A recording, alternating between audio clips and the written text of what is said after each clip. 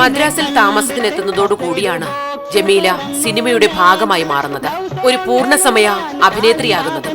ആദ്യം കൊച്ചു കൊച്ചു വേഷങ്ങളിൽ ആയിരുന്നുവെങ്കിൽ പിന്നീട് നായികാ കഥാപാത്രങ്ങൾ ഈ കലാകാരിയെ തേടി വരാൻ തുടങ്ങി. മലയാളത്തിൽ തുടങ്ങി ഭാഷകൾ പലത് കടന്ന് ജമീലയിലെ അഭിനേത്രി പേരെടുക്കുകയായിരുന്നു. പിന്നീട് വളരെയധികം സാമ്പത്തിക ബുദ്ധിമുട്ടിലായിരുന്നു എല്ലാ കാലത്തും ഞാൻ. എൻ്റെ മദറൊക്കെ ഗാന്ധിയനായിരുന്നു. ഗാന്ധിയൻ ആദർശങ്ങളൊക്കെ ഉള്ളതുകൊണ്ട് അവർ പലർക്കും ഒരുപാട് ഹെൽപ്പൊക്കെ ചെയ്തിട്ടുണ്ട്, ജോലിയൊക്കെ വാങ്ങിച്ചു കൊടുത്തിട്ടുണ്ട്, പേരുണ്ടായിരുന്നല്ലോ. അങ്ങനെയൊക്കെ ആണെങ്കിലും ഫാമിലിയിൽ എപ്പോഴും അധികം സാമ്പത്തികമൊന്നും ഇല്ലായിരുന്നു. ബുദ്ധിമുട്ടൊന്നും പറയാനും പറ്റത്തില്ല, പിന്നെ കഴിഞ്ഞു പോകാം, അങ്ങനെയുള്ളൊരു സാമ്പത്തിക സ്ഥിതി. ആ സ്ഥിതിയിലാണ് ഞാൻ ഇൻസ്റ്റിറ്റ്യൂട്ടിൽ അയച്ചത്. അപ്പോൾ എൻ്റെ മദർ പല ഫേമസ് ആൾക്കാരുമായിട്ട് നല്ല കോണ്ടാക്റ്റ് ഉണ്ട്. റൈറ്ററായിരുന്നു എൻ്റെ മദർ. ഇൻ്റർവ്യൂ ഒക്കെ എടുക്കുമായിരുന്നു. സാഹിത്യകാരന്മാരുടെ ഫാമിലി, ചലച്ചിത്ര കലാകാരന്മാരുടെ ഭാര്യമാരെന്നും പറഞ്ഞൊരു ഇൻ്റർവ്യൂ പങ്ക്തി നാനയിൽ വരുമായിരുന്നു. അപ്പോൾ ഇങ്ങനെ അമ്മയെ പലർക്കും അറിയാം സിനിമ ഫീൽഡിലും. അങ്ങനെ പല വീടുകളിലും ട്യൂഷൻ എടുത്താണ് എൻ്റെ അമ്മ എനിക്ക് ആഹാരം തന്നിരുന്നത് ചെന്നൈയിൽ താമസിക്കുമ്പോൾ. പടങ്ങൾ ധാരാളം കിട്ടി. ഇങ്ങനെയുള്ള ഞാൻ സൂചിപ്പിച്ച ചിത്രങ്ങളിൽ നിന്നെല്ലാം സാമ്പത്തിക വരുമാനം എനിക്കുണ്ടായിരുന്നു.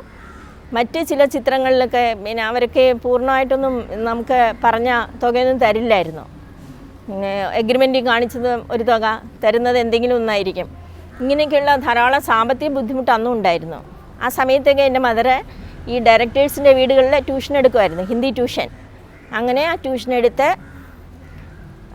അങ്ങനെ അന്തസ്സായിട്ട് ഞങ്ങൾ മദ്രാസിൽ താമസിച്ചത്. നായികയും ഉപനായികയും ഒക്കെയായി വെള്ളിത്തിരയിൽ തിളങ്ങി നിന്ന അഭിനേത്രി പിന്നെ അണിയറയ്ക്കു പിന്നിലേക്ക് മാറുന്നതാണ് കണ്ടത്. സിനിമയിലെ പുതിയ വേഷം ഡബ്ബിംഗ് ആർട്ടിസ്റ്റിന്റേതായിരുന്നു.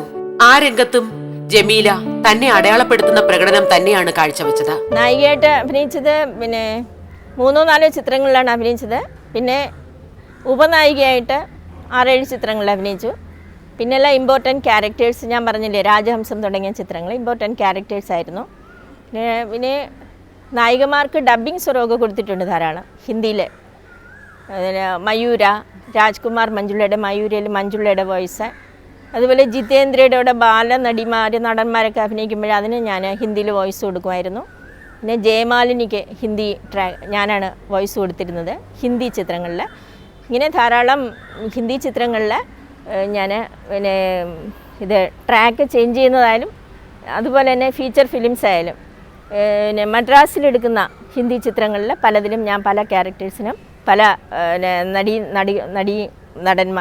നടികൾക്കും അതുപോലെ നടന്മാർക്കും ഞാൻ വോയിസ് കൊടുത്തിട്ടുണ്ട്. ഇതിൽ നിന്നൊക്കെയാണ് എനിക്ക് കുറച്ചൊക്കെ സാമ്പത്തിക സഹായം കിട്ടിയിരുന്നത്. സിനിമ വ്യത്യസ്ത കഥാപാത്രങ്ങളെ ജമീലയ്ക്ക് സമ്മാനിച്ചുവെങ്കിലും അതിന് തക്ക പകിട്ടുള്ള ജീവിതം ഇവർക്ക് നൽകിയില്ല. കഷ്ടപ്പാടുകളുടെ കടലിൽ തുഴയെറിഞ്ഞു തന്നെയായിരുന്നു എപ്പോഴും ഇവരുടെ ജീവിതം. ഹിറ്റ് സിനിമകളുടെ ഭാഗമായിരുന്നപ്പോഴും സാമ്പത്തിക വിഷമതകളുടെ നടുവിലായിരുന്നു ഇവർ. നമ്മുടെ മലയാളത്തിൽ സൗത്തിലെ പൂനെ ഇൻസ്റ്റിറ്റ്യൂട്ടിൽ നിന്ന് പാസ്സായ പെൺകുട്ടികൾക്ക് അവസരങ്ങൾ വളരെ റെയറായിട്ടേ കിട്ടിയിട്ടുള്ളൂ. ഇന്നായിരുന്നു ഞാൻ പൂനെ ഇൻസ്റ്റിറ്റ്യൂട്ടിൽ നിന്ന് പാസ്സായി വന്നിരുന്നതെങ്കിൽ എന്നെ വെൽക്കം ചെയ്യാൻ ധാരാളം യങ് ഡയറക്ടേഴ്സും ക്യാമറാമാനും ഒക്കെ ഉണ്ടായിരുന്നു. അവരിന്ന് വളരെയധികം പ്രോത്സാഹിപ്പിക്കുന്നുണ്ട് യങ്സ്റ്റേഴ്സിനെ. അപ്പോൾ ഇന്ന് ഞാൻ അവിടെ നിന്ന് വന്നിരുന്നെങ്കിൽ എനിക്ക് ഇങ്ങനെയൊരു അവസരം ഇങ്ങനെയൊന്ന് പറയേണ്ട ഒരു ഇത് വരില്ലായിരുന്നു. തീർച്ചയായിട്ടും അവസരങ്ങൾ ധാരാളം വന്നു ചേരുമായിരുന്നു. പക്ഷെ അന്നത്തെ കാലഘട്ടം അങ്ങനെയായിരുന്നു. മാരേജ് ലൈഫ് ഫെയിലിയർ ആയിരുന്നു. ഒരു കലാകാരനൊന്നും ആയിരുന്നില്ല. അതിൻ്റേതായ കുറവുകൾ അയാൾക്കുണ്ട്. പിന്നെ ഞാനൊരു കലാകാരിയാകുമ്പോഴത്തേക്കും ഞാൻ വിശാലമായി ചിന്തിക്കുന്ന ഒരു ക്യാരക്ടറായതുകൊണ്ട് ചേർന്ന് പോകാൻ ബുദ്ധിമുട്ടുള്ളതുകൊണ്ട് ഞാൻ ഇനി വരികയാണ് ചെയ്തത് നാട്ടിൽ. ആ സമയത്ത് ഞാൻ ഹിന്ദി പരീക്ഷകളൊക്കെ പാസ്സായി, സാഹിത്യാചാരി, സാഹിത്യരത്നം.